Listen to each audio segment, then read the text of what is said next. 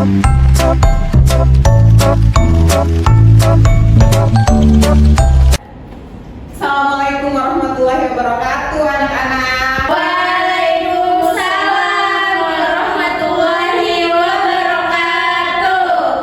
Bagaimana kabarnya hari ini, anak-anak? Alhamdulillah, luar biasa. Allahu Akbar.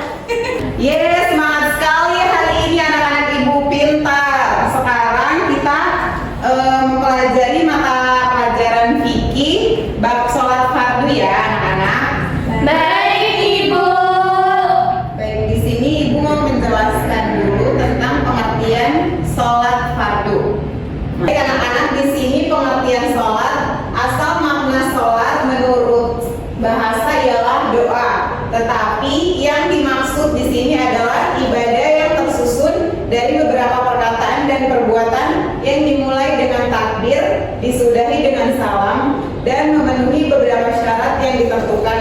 Allah Subhanahu wa Ta'ala berfirman di dalam surah Al-Ankabut ayat 45 yang berbunyi, wa aqimis sholata inna sholata tanha 'anil fahsya'i wal munkar, yang artinya, dan dirikanlah sholat, sesungguhnya sholat itu mencegah dari perbuatan yang keji dan mungkar.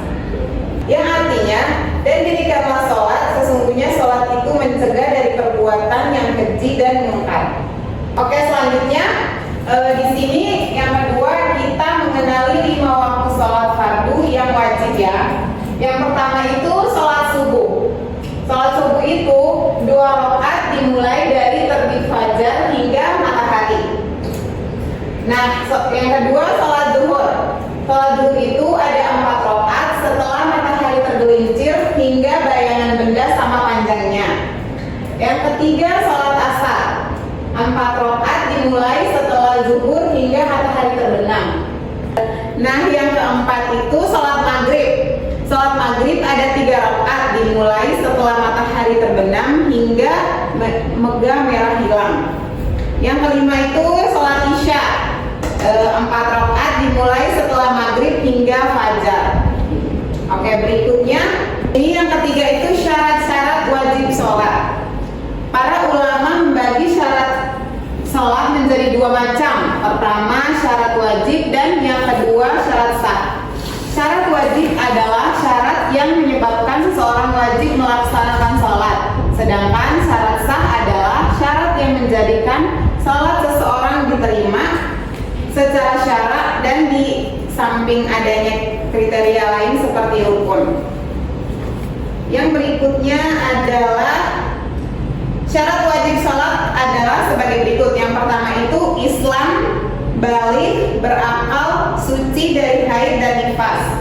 Nah, yang syarat sahnya suci dari hadas besar dan hadas kecil, suci badan, pakaian dan tempat dari najis, terus menutup aurat, dan yang terakhir mengetahui bahwa waktu sholat telah tiba. Baik, yang berikutnya itu rukun sholat. Rukun sholat itu yang pertama ada niat dalam hati sesuai sholat yang dikerjakan. Yang kedua adalah takbiratul ihram, mengangkat tangan sambil mengucapkan Allahu Akbar. Yang ketiga berdiri tegak bagi yang mampu. Yang keempat membaca Al-Fatihah. Al-Fatihah itu wajib di setiap rakaat sholat ya. Terus yang kelima ruku dan tumanina, itu membungkuk dengan tenang. Yang keenam iktidal dan tumanina, berdiri tegak setelah ruku. Yang ketujuh sujud 2 kali dan tumanina. Yang kedelapan duduk antara 2 sujud dan tumanina. Yang kesembilan duduk tasyahud akhir. 10 membaca shalawat Nabi. 11 salam pertama dan 12 tartib. Kelima adalah hal-hal yang membatalkan sholat. Sholat batal jika seseorang itu meninggalkan sholat salah satu rukun atau syarat tanpa uzur. Yang kedua sengaja berbicara. Yang ketiga banyak bergerak tanpa sebab, dan makan dan minum dengan sengaja, terus tertawa keras saat sholat. Yang berikutnya adalah keutamaan dan manfaat sholat fardu. Keutamaan dan manfaat spiritual sholat fardu adalah yang pertama menghapus dosa-dosa kecil, yang kedua meningkatkan ketakwaan dan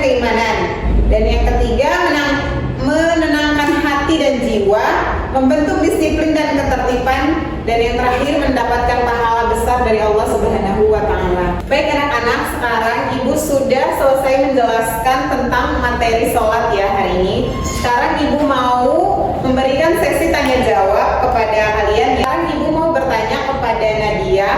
Nadia, kamu tolong sebutkan salah satu dalil Al-Quran tentang sholat. Baik, bismillahirrahmanirrahim.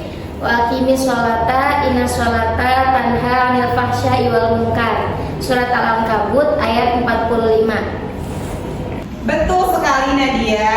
Sekarang Ibu mau memberikan satu pertanyaan lagi ya kepada Zuria. Nah, Ibu mau bertanya contoh kasus nih.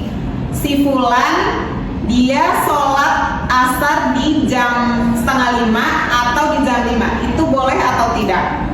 Boleh Ibu sholat asar di waktu jam 4:30 atau jam 5, asalkan masih keburu. Tapi alangkah lebih baiknya atau alangkah lebih utamanya itu setelah azan atau tepat pada waktunya, karena kita tidak tahu yang namanya umur.